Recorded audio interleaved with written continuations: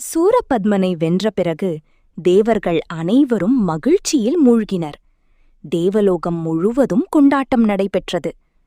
தேவர்களின் அரசன் இந்திரன் முருகனிடம் வந்து கூறினார், தேவர்களை காப்பாற்றிய உமக்கு என் மகள் தெய்வானையை திருமணம் செய்து வைக்க விரும்புகிறேன்.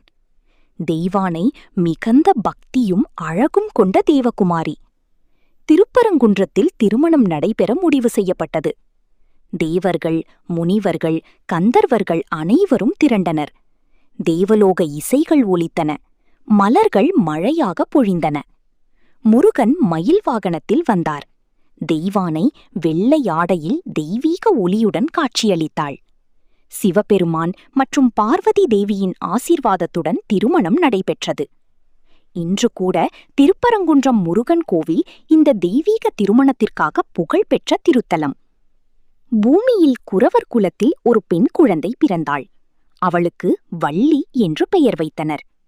வள்ளி சிறுவயதிலிருந்தே முருக பக்தையாக வளர்ந்தாள். அவள் திணைப்புணத்தை காக்கும் பணியில் இருந்தாள். இயற்கையை நேசிக்கும் அழகான இளம்பெண்ணாக வளர்ந்தாள். ஒரு நாள் முருகன் வள்ளியை பார்த்தார். அவளின் பக்தி மற்றும் அழகைக் கண்டு மகிழ்ந்தார். முருகன் அவளை மணம் செய்ய விரும்பினார்.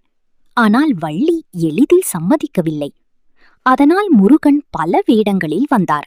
வேட்டைக்காரன், முதியவர், சந்நியாசி என்று பலமுறை வள்ளியிடம் பேச முயன்றார். ஆனால் வள்ளி கோபப்பட்டு அவரை அனுப்பிவிட்டாள்.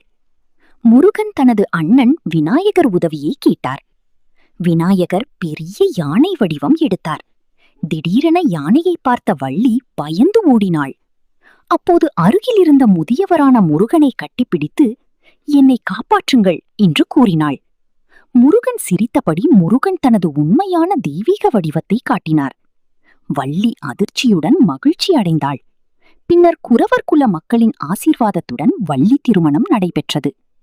முருகன் தெய்வானையுடன் தேவலோக அருளையும் வள்ளியுடன் பூமி மக்களின் அன்பையும் ஏற்றுக்கொண்டார்.